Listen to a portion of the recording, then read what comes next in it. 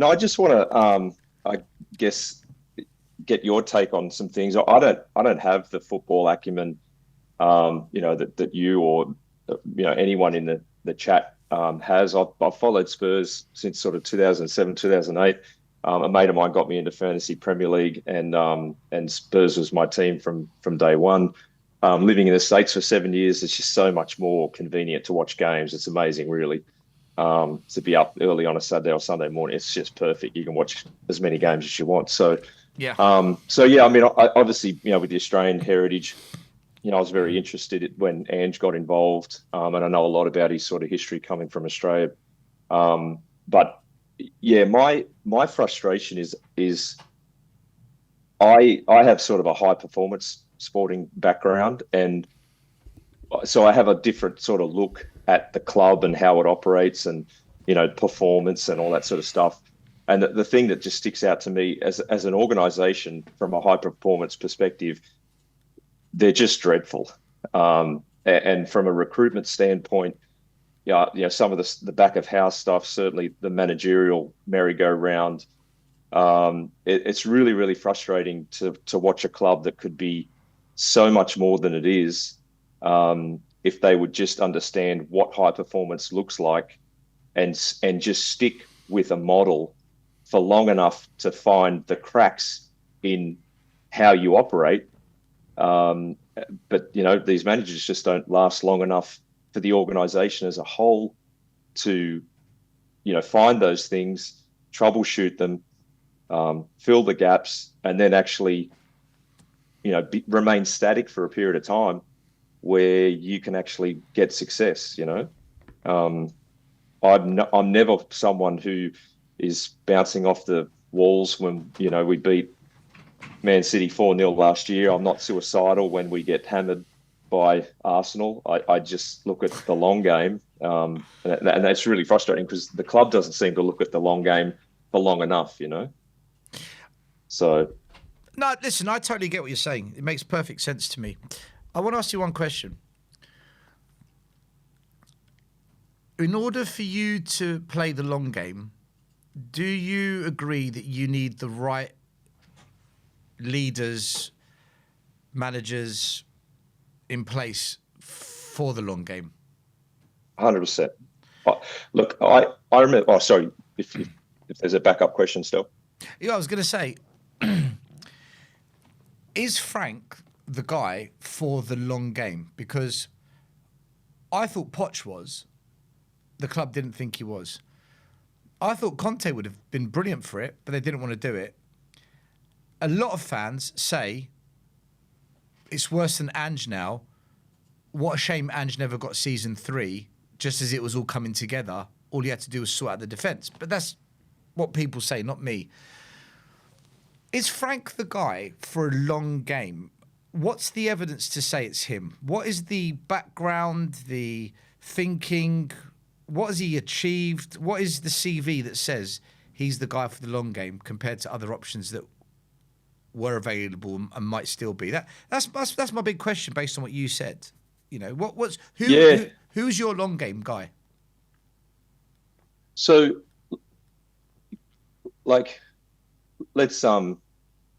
let me answer this in an emotional and non-emotional way. Like, obviously, I wanted Ange to stick around. I wanted him to stick around, obviously, because the Australian heritage. But I also thought he was the right model of a person to actually wade through the muck that the club needs to actually get to the point where they understand what sustained success is.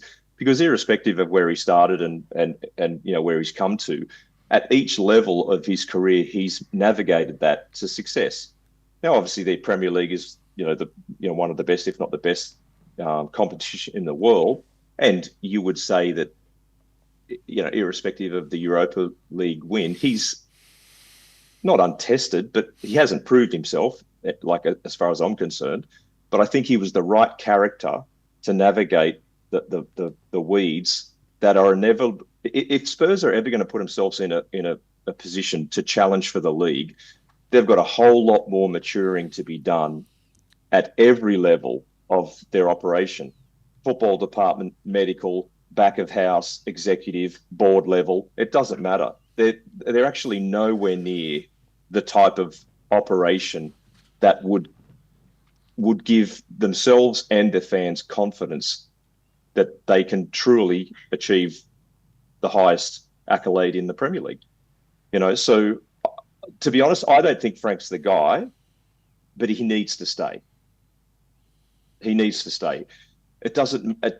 For me, it doesn't matter who the manager is. You've had some amazing managers that haven't, got what we all are trying to achieve, but he still has to stay because I just hope that the longer they stick with one manager, someone or many someones are going to look internally and go, hang on a minute, we don't behave like the clubs that challenge for the titles. We don't. And if you keep outing the manager, you reset the whole cycle again. Club gets off the hook, executive gets off the hook, the board gets off the hook. Let's pin the tail on the manager. Okay, great. Let's go again. Josh, why did you say Frank's not the guy?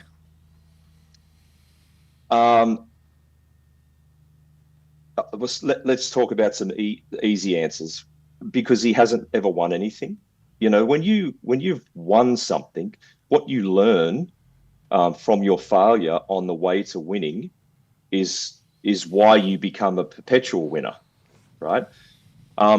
There's some really worrying things that I've heard come out of his mouth recently. Like, just recently when he had that 60-game split of 10 to 12 perfect matches, 30 average that was matches. Crazy. The rest. So the first thing is that unless you've had a high-performance sporting background, the biggest issue for me is not the 30 average games, right? The best managers in the world are expecting way fewer than 30 average games. The biggest issue for me that he was saying 10 to 12 perfect games.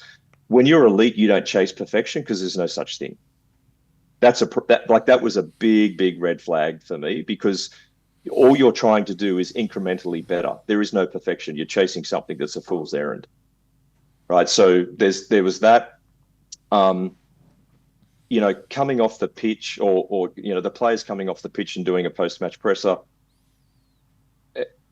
Some of the takes on our performance, that it was a good performance, are just like, in what world? How do you categorize what is good? Because that was a disaster. When we beat Leeds 2-1, good performance, mate. We got away with that game.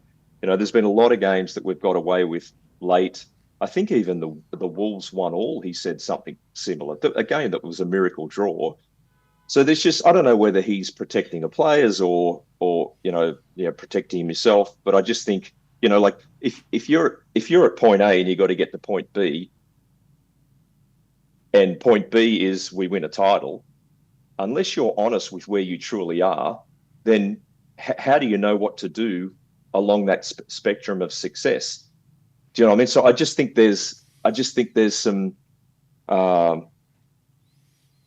lack of reality in how he determines, where we are on that spectrum of success. I still think he has to stay. Listen, I actually fully agree with you. I don't think Frank's the guy, but he deserves a year to show us what he can do, because it's an unknown. No one knows what he can do because he's never been at a Big Six club. He's never won anything. He's never managed in Europe. He's never had to do 2-3 games a week on a regular basis. There's so many unknown variables, and you won't know the answers to those variables until you let it play out. So that's why I think he needs to stay. Also, to hell with changing managers mid-season. If you're going to do it, do it at the end of the season and properly put a plan together that you can actually build on. So I agree with you. I think he has to stay. But from what I've seen, I don't think he's the guy. I don't think, from what I'm seeing, because what do you make of the constant chopping and changing of tactic, approach, methodology, ideology, players? There's just no consistency or any kind of momentum that can be built. Like you said, you're a performance coach. Is that right? So I was a swimmer. I swam at the Olympics. Okay, so that's amazing. So, as an elite sportsman, which is what you were then, you know that the repetition of the same practice is what makes you good at that one thing. Just repeat that same thing over and over again, and then you build on it. Right, let's repeat the next thing over and over. We don't seem to repeat the same thing. We keep chopping and changing and tweaking and twisting and turning. Do you find that problematic? Or do you think that's a sign of being really, really super adaptable? No, see, let's go back to Ange's first season, right? And he obviously had an idea. I think at the time, the style that, Ange has been known for and the style that Tottenham want to play, I thought it was the perfect marriage. Now, if you look at the first 10 weeks, I don't know how long you would expect a team to take to embed a certain playing philosophy down. I would expect it's a lot longer than 10 weeks. And that's why I had absolutely no issue with him keeping the high line when we went down to 9 men. Because when you're trying to instill a style of play, and it's so early on in your tenure at the club, again, Ange was playing the long game. The fans clapped the team off the pitch that night. Yeah. I had no issue. And then, I don't get these takes where, from round 11, everyone found us out when we played Chelsea. Well, no, we had 2 red cards and we had 2 major injuries. So I don't necessarily take that. Now, and from that point onwards, there was some significant injury management that was done all the way to pretty much February, March I think the of fans the year. Found it too much risk, though. Constantly playing a high line every single game. It was too risky. It was too much. Yeah. Well, yeah, I get that. And but also don't forget in the early days of that window of time, a lot of people, were calling Ange a one-trick pony. Well, the Europa League later stages and the knockout stages obviously disproved that with how we played. And a lot of that has to do with how our leagues are run back home, in that there are, knockout stages and to win the title. So, I think if you've got a playing style that is your core playing style, yes, you should spend the majority of that time, or the majority of your time, focused on embedding that as a playing style. You hear innuendo and talk from the players and that sort of stuff, but I think it's quite curious, the stuff that I've heard recently, where the playing group is getting frustrated because Frank is setting up to the strengths of the opposition and not the strength of the players. And again, that could be just complete coincidence, but when you sit back and you look at what he's been doing, it makes actually a fair bit of sense.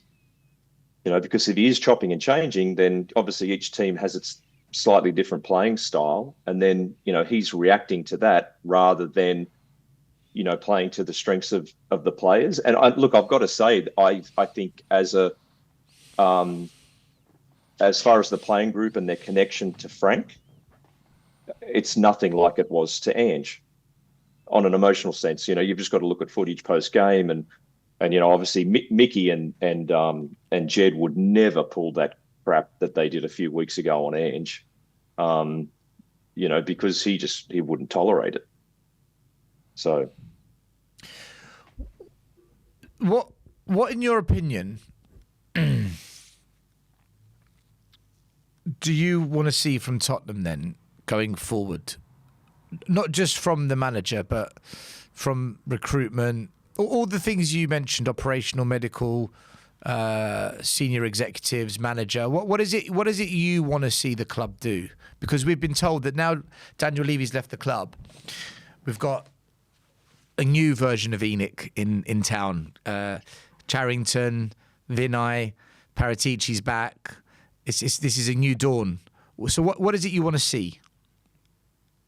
So, when I think about that question, here's the problem with Spurs, right? The high performance brand. There's lots of problems, Josh. There's lots of problems. If to answer that question in this way, this is the issue with Spurs for that question. Spurs have a high performance brand problem. They have to pay overs for average players relative to the price that they pay, because players don't come to Spurs to win anything. right? They don't even come to Spurs. The type of player that you want to come to Spurs is someone who is already good that wants to get better. What we get is players that are okay or marginally good, and they stay that way. Spurs is a springboard to something else, as opposed to a destination where a player can come and actually win something, have a long-term career, and go, yes, this is my club. So what happens is we have to pay more to attract. Put it this way: if you're going to pay someone 60 million, and Liverpool's on the table, or not now, but City's on the table, or Arsenal, are you going to go for 60 million for Spurs, or are you going to go to Arsenal? I know where I'm going. Yeah, of course. That's a no-brainer. But that's always been the case at Spurs for many years, many years. Yeah. If we saw it with Diaz, we wanted to buy him, and he went to Liverpool. You know, we wanted Eze, he went to Arsenal. So we know this is fact. We've seen it happen many a time. So if you're a good player and you know that aside, Josh, we know that when it comes to competing with certain clubs, we're just probably going to come second best. But what do you want to see? Okay, let me reframe it. What do you want to see realistically from Tottenham then? They have to stick with one manager. With how they operate, the only option they have is they have to stay with one manager for at least 3 to 4 years. And, like I had no issue with 17th last year, absolutely none whatsoever. Because as soon as Ange realised that, we're not going to get relegated, and he prioritised something else. And that's why I think he should have stayed, at least for half the season, because he was a winner. There's no doubt about that, right? He was, character-wise, he was a winner. He was prepared to make the difficult decisions to get a result, right? And for Spurs to have any hope that they look within and identify the things where they are missing, they need to stick with one manager for a window of time. And look, to be honest, if it were me, I'd be looking for a high-performance specialist outside of football. I'd be trying to hire someone from the NFL, the NBA, some high-level global sport, or to do what, Josh? To do an audit. Someone needs to get into the club and do an audit of how they perform. Apparently, we did an audit last year. We did a whole internal audit of the entire club. Apparently, we did this. This is something that was already done. Yeah, if they did, and they did it with someone from soccer, they need to start again. Sorry, from football, they need to start again. You need fresh eyes. You just need someone with a completely different take on high performance as it relates to that club. Because as a high performance operation, they're about as insipid as you can get. So basically, what you're saying is you want someone who's got no emotion, no affiliation to the game, to come in and do an investigation on the entire club. Is essentially what you're saying. Investigate this club. What are your findings? At all levels. Operational, marketing. I've never heard anyone, executive. I've never heard anyone say that. I do quite a bit of YouTube podcasting. I've never ever heard anyone say that. And do you know what? I think I like it. I actually think I like what you're saying. I do. Because with me, I've got an emotion. It's my club. With you, you've got an emotion. It's your club. With a football person, he's probably got contacts in the game that might have already said to him, hey, I've heard you're going to Tottenham to do an audit. Let me tell you what happened to Conte there. So you're right. Yeah. You need someone completely external that no one knows, that goes in and says, let me tell you what's what. I think that's a... Yeah. Can you write an email to the club and can you contact the club and tell them we need to do something? If you give me a contact to write to, I'll definitely.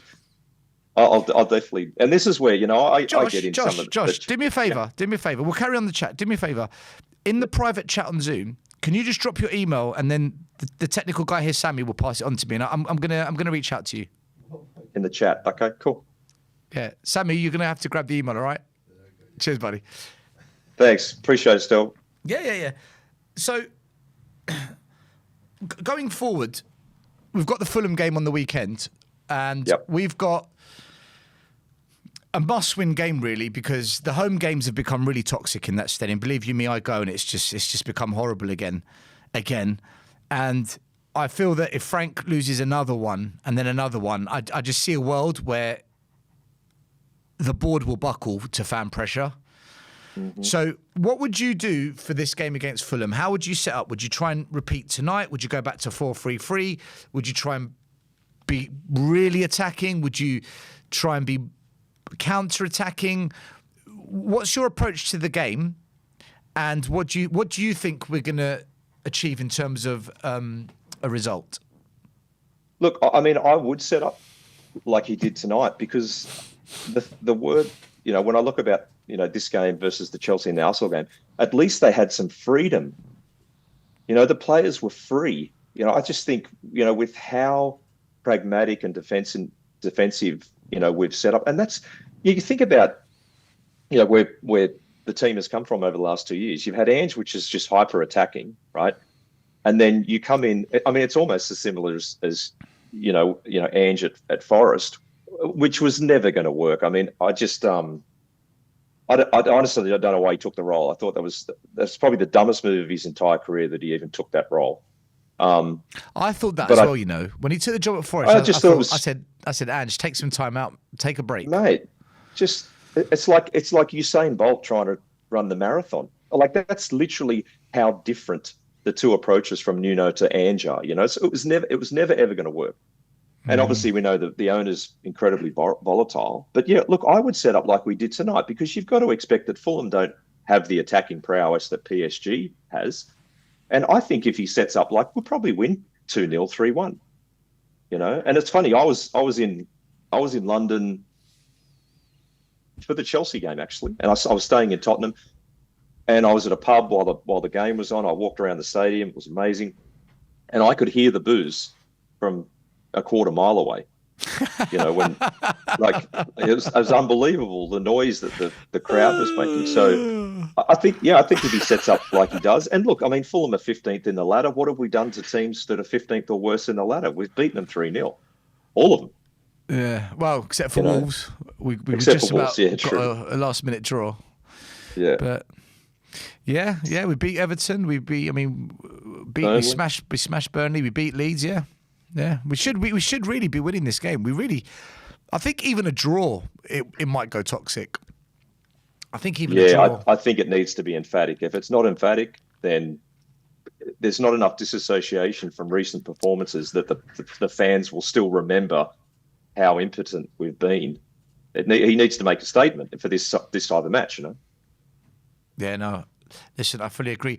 Josh, I've still got another 3. Yeah. Sorry, Sammy? There's no one else. Oh, no, you're the last one. Okay, the rest have gone.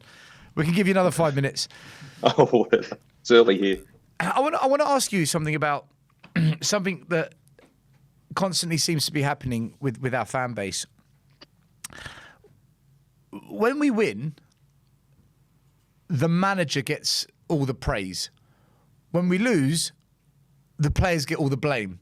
What do you make of this? There's almost as if people have set up their stall. This is my camp, and I must defend it. This is what I see when we win and when we lose. It just seems a bit biased, and I when you look at the current situation, do you blame the players? Do you blame the manager? Do you blame the club? Do you blame the coaches? Do you blame the fans? Do you blame everyone? What do you make of it? Because I always find that depending on the result, it's the same people that get the praise. So when we beat Man City, nobody said the players were shit. When we beat Everton, no one said the players were crap. But when we draw to Wolves, when we lose to Arsenal, oh, these players are rubbish. Where are you at with it? What level do you think the players are at, the managers at? It would be great to get your perspective. Look, I think the frustrating thing for me with the players is I actually don't think it's too difficult to tell whether the quality is the issue. Personal pride in performance is most definitely the issue. And that's where the inconsistency in performance comes from.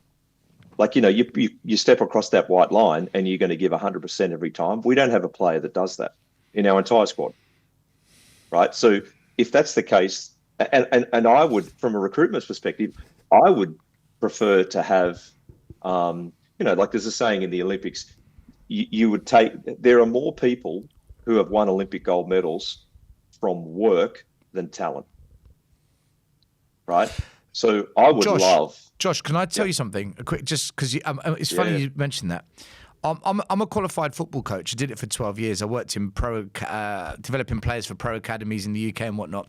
And we had this saying, okay, hard work outperforms talent when talent doesn't want to work hard. yeah, And I think that totally syncs with what you just said. 100%. Yeah. So for me, that's the frustrating part because and again, like you look at the background emotional connections to the manager. We were all told that Frank was going to improve players. Right? That's he'll come in, he improved Bournemouth, he'll improve us. I don't know of a single player that has consistently improved. Some of the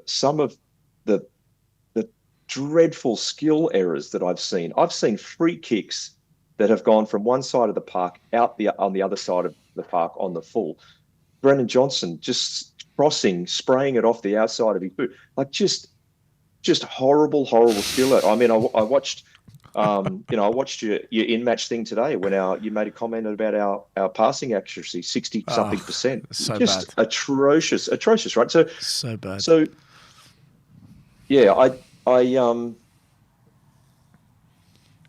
again, it comes back to Spurs as a brand, as a performance brand. It is in the toilet, and I've been around long enough to look unemotionally, and going back to I understand the fans and their impatience. I understand it because there's a rugby league team back in Australia called the Canberra Raiders.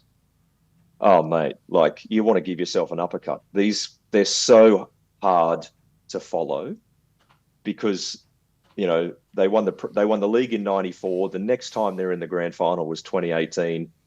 They're just inconsistent and just so hard to follow. There's an NFL team like that as well called the Minnesota Vikings. I was in Minnesota Yeah. and I went to watch. It was the last game of the season when Conte won 5-0 against Norwich to qualify for the Champions League, and Sonny became Golden Boot. And I went to Minnesota Spurs. Big up to all the Minnesota Spurs guys. I was there with them, and they all said to me that supporting Minnesota is exactly like Spurs. It's exactly the same. So what you're saying about this team in Australia, I totally understand where you're coming from. I totally get it. Yeah, I mean everyone has their prejudices. Like a lot of the people who are in for Frank are not necessarily in for Frank. They were out for Ange, and I got accused of being an Ange in. I was not an Ange in. An angisexual, I believe. Yeah, an angisexual. Yeah. I was Ange not yet. I was Ange not yet. I wasn't Ange in. I wasn't Ange out. I was Ange not yet, which means I needed more information, more evidence, more to actually make a decision. And a lot of the Ange sexuals, if most of them, they would say, yeah, no, it's not like I'm a cult to this guy. It's like, hang on a minute. Like, have we had a long enough window of time? Like, you imagine if we didn't have the injury scenario. Like, I think what's happened. Yeah, no, I totally get you. Although his style of play did cause some of those hamstring injuries, if not all of them, which sure. we can't just pretend he wasn't partly to blame. But I think what's happened at the moment at Spurs is, and I see it with friends of mine, like good friends of mine, where they so wanted Ange out, like so just get this guy out. And you're allowed to think that, everyone's allowed their opinion, but it was anyone but Ange. Anybody but Ange. So as soon as Frank came in, yes, it's not Ange. He's the best. He's the man. Yeah. He's a great coach. He's a master tactician. And they put him on such a high pedestal because it wasn't Ange. Rather than saying, guys, can we just take a step back? Who is this manager we've just hired? What's he actually achieved? What's he done? What's he like at a Big Six club? What's he like in Europe? should we not just say, should we just not sit back and wait and see what he does at this club before we create this big euphoria about him? But what happened was, because it wasn't Ange, everyone, so many, should I say, went all in. My chips are all in with this guy. And it was just, it was crazy. And even to this day, there's good friends of mine I do YouTube with, and I say to them, guys, how have you got like this? Because you weren't like this for Conte when Conte was playing rubbish football. You weren't like this for Mourinho when Mourinho was playing rubbish football. You know, I think it's weird. It's just really weird what's happened to us this season as a fan base. It's strange. Yeah, and I think, look, again, going back to just how bang average Spurs are as a high performance operation. Yeah, we are. You're right. Their biggest mistake, and this is where I just they should have waited for the fanfare of the Europa League and the the last day of this the previous season. Like, honestly, Ange should have been sacked on his holiday. If you're going to sack him on his holiday. They waited and they waited and they waited, and that's time that they could have been using to get Frank in even earlier, have a much sort of clearer transfer strategy. Or that's what I mean. This is I'm not a football person. I look out from the outside in and go, this is stupid what you're doing. Like, you got to be more clinical, Josh, can I ask you a question? With the way you look at a sports organisation and tweaking those levers and pushing those buttons to get performance to the optimal, and small things like you just said, look, sack this guy now. Don't wait until later on, because you're using valuable time that we could work on the performance of the coach working with the team and transfers. Do you think, because we are a multi-million pound machine, we are an animal right now of an organisation. Do you not think there's someone in the club that hasn't recognised this and has got these people in the club already, from your perspective, when you look in from the outside? Okay, so I'll answer it like this. I've learnt more about my stroke, which was backstroke, since not being a swimmer. Right? What that means is, when you are in the crucible of operation, and this is why someone who's external to the club has to come in with no emotional ties, some sort of consultant that just comes in and just tells it how it is. That's what I mean. Like, when I was training miles and miles and miles a week, I don't have the headspace to conceive of improvement at that granular level, because I have either distractions, or I have expectations, or I have my own family, or I have a club that's falling down the ladder, or an injury list that's growing by the day. Do you know what I mean? There's too much to take your attention, that you really, and the other side of it is too, that people are self-servient.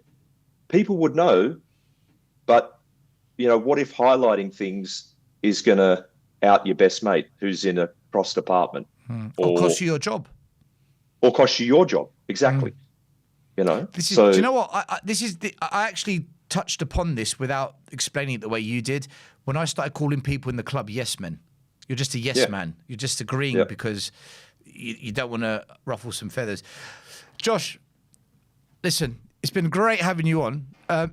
We're back on Saturday. If you're free, jump on. It'd be great to speak with you again. Yeah, for sure. I'll reach out to you by email. Do that. I'd love that. No, I will. I promise you I will. Just a quick question. What's your prediction for the weekend, score-wise? Yeah, I think we'll win 2-0. Everyone has said 2-0. Is that right? Okay. 3 of you in a row have all gone 2-0, 2-0, 2-0. I hope so. Yeah. I hope you're right. Yeah. All right, mate. All right, Josh. Enjoy the rest of your day and the weekend coming up. Thanks, brother.